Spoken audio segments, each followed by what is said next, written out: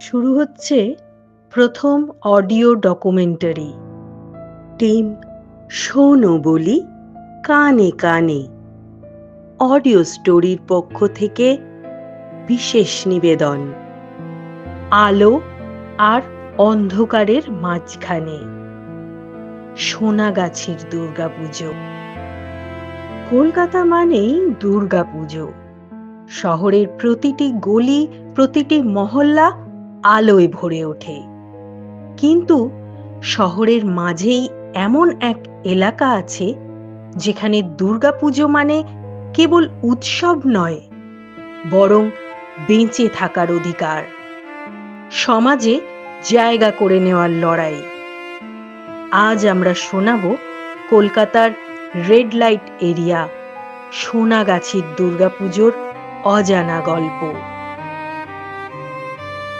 কোনো এক সময় কলকাতার মানচিত্রে সোনাগাছি মানেই ছিল একরাশ অন্ধকার, ট্যাবু আর সমাজের উপেক্ষা।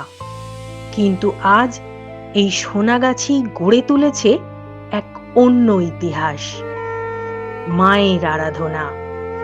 হ্যাঁ, এখানে বাজে ঢাক, জলে ধূপকাঠি, ভরে ওঠে আনন্দে মানুষ। কিন্তু এই পুজোর শুরুটা সহজ ছিল না। উত্তর কলকাতার সোনাগাছি এশিয়ার সবচেয়ে বড় যৌনপল্লী। প্রায় 1 লক্ষ মানুষ এখানে থাকেন। সোনাগাছির নাম এসেছে সোনাগাজী নামক এক মুসলিম ধর্মীয় স্থান থেকে।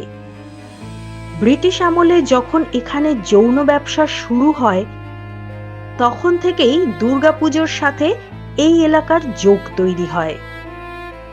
সোনাগাছি নামের অর্থ সোনার গাছ, যা একটা কিংবদন্তি থেকে আসে। লোককথা অনুসারে বহু যুগ আগে কলকাতার এই অঞ্চলে সোনাউল্লাহ নামক এক মুসলিম ডাকাত তার মায়ের সাথে থাকতেন।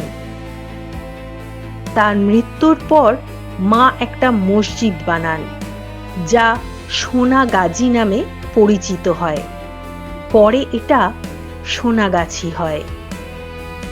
1800 শতাব্দীতে ব্রিটিশ আমলে এই এলাকা যৌন ব্যবসার কেন্দ্র হয়ে ওঠে। ব্রিটিশ সৈন্যদের জন্য ভারতীয় বিধবা ও দরিদ্র নারীদের এখানে আনা হয়।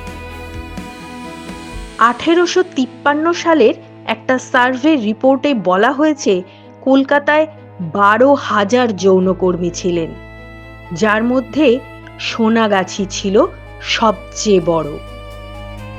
রবীন্দ্রনাথ ঠাকুরের ঠাকুরদা দ্বারকানাথ ঠাকুরও এই অঞ্চলের জমির মালিক ছিলেন। বাবু সংস্কৃতির অংশ হিসেবে এখানকার উপপত্নী এবং পুজোর ঐতিহ্য এক সূত্রে বাঁধা। একজন প্রবীণ ইতিহাস গবেষক একটি সাক্ষাৎকারে জানান, আজকের যে পুণ্য মাটি কুমারটুলি থেকে প্রতিমা গড়তে নেওয়া হয়, সেটার শুরুটা হয়েছিল এই সোনাগাছি থেকে। যৌনকর্মীর ঘরের দোরগোড়ার মাটি নেওয়া হতো দেবীর মূর্তির জন্য, কারণ দেবী তো সর্বজনীন, সবার মা। আজ সেই মাটি বাজারে বেচাকেনার পণ্য হয়ে উঠেছে। যৌনকর্মীরা শতাব্দীর পর শতাব্দী দুর্গাপুজোর সাথে যুক্ত থেকেও নিজের পাড়ায় পুজো করতে পারেননি, কারণ সমাজ তাদের ঠেলে দিয়েছে মূলধারার বাইরে। অবশেষে 2012 সালে দুর্বার মহিলা সমন্বয় কমিটি প্রথম নিজেদের পুজো শুরু করেন। দেবী দুর্গা তো মূলত নারীর শক্তির প্রতীক, তাই সোনাগাছির দুর্গাপুজো আমাদের মনে করিয়ে দেয় নারী মানেই শুধু মা, বোন বা স্ত্রী নয়, তিনি লড়াইয়ের প্রতীক, তিনি বেঁচে থাকার প্রতীক। কিন্তু সোনাগাছির রেড লাইট এরিয়ায় দুর্গাপুজো আয়োজন করার পথ বেশ কঠিন ছিল। প্রথম পুজো হয়েছিল ঘরের ভেতরে, কারণ বাইরে পুজোর অনুমতি মেলেনি। 2013 সালের জুন মাস। দুর্বার মহিলা সমন্বয় কমিটির অফিসে বসে হয়েছিল এক সভা। 40,000 যৌনকর্মীর এই সংগঠন দীর্ঘদিন ধরে লড়েছে অধিকার আর সম্মানের জন্য। সেই সভাতেই প্রথম প্রশ্ন উঠল, আমরা কি আমাদের নিজের দুর্গাপুজো করব? উত্তর এলো প্রবল দৃঢ়তায়, হ্যাঁ। কিন্তু সমস্যা শুরু হলো অনুমতি নিয়েই। স্থানীয় থানার আপত্তি আর কিছু স্বঘোষিত রাজনৈতিক নেতাদের দ্বিধা, আর চারপাশের তথাকথিত ভদ্র সমাজের বাঁকা চোখ। বেশ্যারা পুজো করবে, এমন তাচ্ছিল্যই তাদের প্রথম বাধা হয়ে দাঁড়ায়। নাম প্রকাশে অনিচ্ছুক এক যৌনকর্মী জানান, আমরা তো পুজোয় যেতেই পারতাম না। প্যান্ডেলে গেলেই কেউ চিনে ফেলতো, অপমান করত। তাই ভাবলাম নিজেরাই পুজো করব, সম্মানটা নিজেরাই তৈরি করব এবার। বাধা ঠেকল আদালতের দরজায়। দুর্বারের হয়ে মামলা লড়লেন আইনজীবী অনিন্দ লাহিড়ী আর অরুণাভ ঘোষ। কলকাতা হাইকোর্ট স্পষ্ট জানিয়ে দিল, ভারতের সংবিধান প্রত্যেক নাগরিককে ধর্মচারণের অধিকার দিয়েছে। যৌনকর্মীরাও নাগরিক, তাদের অধিকার কেউ কেড়ে নিতে পারে না। এই রায়ে খুশির জোয়ার বয়ে গেল সোনাগাছিতে। কুমোরটুলির শিল্পী অমর পালকে দিয়ে বানানো হলো প্রতিমা। সেই প্রথম প্রতিমার কল্পনাই ছিল ব্যতিক্রম। এলোকেশী দুর্গা, খোলা চুলে ভীষণ রূপিণী মা, যিনি বধ করছেন অসুরকে। অসুরের বুকের বর্মে ঝোলানো ছিল যৌনকর্মীদের বিরুদ্ধে ব্যবহৃত কুখ্যাত আইন ইমোরাল ট্রাফিক প্রিভেনশন অ্যাক্টের ধারা। মা যেন নিজেই ভাঙছেন সমাজের শিকল। নাম প্রকাশে অনিচ্ছুক এক যৌনকর্মী জানান, আমায় ছোটবেলায় পরিবারের লোক বেচে দিয়েছিল। কোনোদিন দুর্গাপুজোর আনন্দ পাইনি। একবার গেছিলাম অঞ্জলি দিতে, প্যান্ডেল থেকে বের করে দিয়েছিল বাবুরা। সেদিনই শপথ করেছিলাম মাকে দেখব না যতদিন না নিজের ঘরের পুজো হবে। আজ আমি প্রদীপ হাতে মাকে ডাকছি।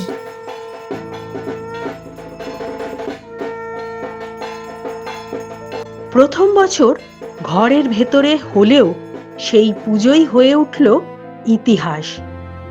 বাইরে কৌতূহলী জনতা, ভেতরে এক রাশ আনন্দাশ্রু। কিন্তু পথ ছিল দীর্ঘ।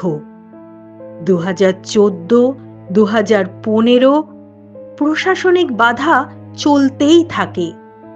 কখনো একেবারে শেষ মুহূর্তে অনুমতি, কখনো প্রতিবাদে স্থগিত উৎসব। শেষমেশ 2017 সালে আদালতের নির্দেশে মসজিদ বাড়ি স্ট্রিটে তৈরি হলো 8x20 ফুটের ছোট্ট মণ্ডপ। অবশেষে পুজো সত্যিকার অর্থে রাস্তায় এলো। আজ এই পুজোর বয়স 12 বছর। নাম দিয়েছে সোনাগাছির মানুষ অপরাজেয় মা। এখানে মঞ্চে নাচে ট্রান্সজেন্ডার শিল্পীরা, বাজে মহালয়ার গান।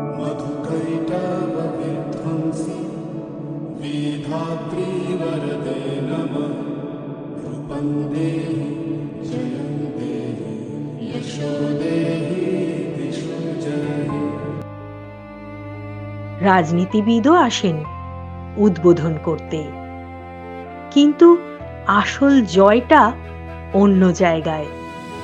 সম্মান আর স্বীকৃতির লড়াই। নাম প্রকাশে অনিচ্ছুক আর এক যৌনকর্মী জানান, আমরা অপরাধী নই, আমরা খেটে খাই। আমাদেরও ভোটাধিকার আছে, ব্যাংক অ্যাকাউন্ট আছে, রেশন কার্ড আছে। এই পুজো আমাদের জানান দেয় আমরা সমাজের বাইরে নই। সোনাগাছির দুর্গাপুজো শুধু উৎসব নয়, এক প্রতীক। প্রতিটি ঢাকের আওয়াজ যেন বলে ওঠে, সম্মান পাওয়ার অধিকার কারো কাছে ভিক্ষা নয়, এটি জন্মগত অধিকার।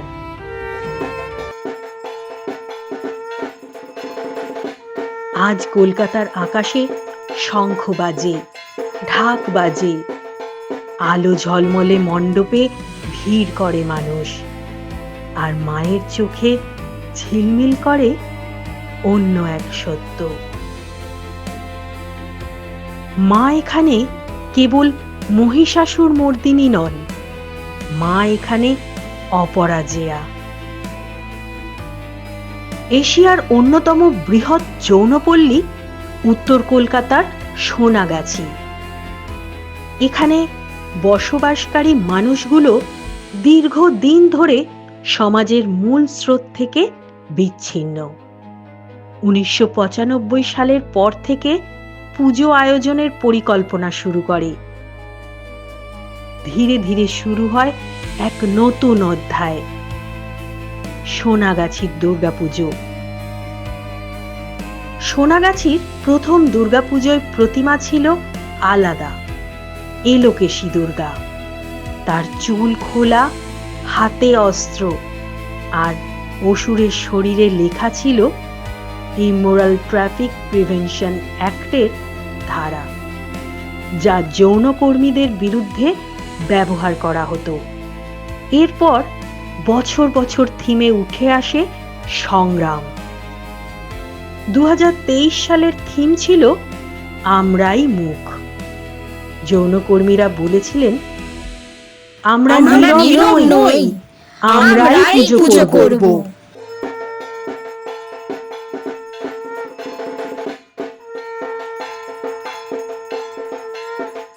সোনাগাছির দুর্গাপুজো আমাদের মনে করিয়ে দেয়, দেবী দুর্গা সর্বজনীন। সমাজ যাদের প্রান্তে ঠেলে দেয়, তারাও সমান অধিকার রাখে আনন্দে, বিশ্বাসে, মর্যাদায়। অন্ধকারের মাঝেও এই উৎসব আলো জ্বালায়, বলতে শেখায় আমরাই মুখ, আমরাই গল্প। এবারই প্রথম দুর্গাপুজোর আয়োজনে যৌনকর্মীদের সন্তানেরা। এক যৌনকর্মী জানালেন, শাস্ত্রীয় নিয়ম মেনেই পুজোর সব নিয়মকানুন পালন করা হয় তাদের ওখানে। বোধন, পলা বউ স্নান, অষ্টমীর সকালে অঞ্জলি, সন্ধি পুজো এবং ভোগ রান্না সবই করেন যৌনকর্মীরা নিজেদের হাতে। নবমীর শেষে দশমীর বিকেলে বেরোয় বর্ণাঢ্য শোভাযাত্রা।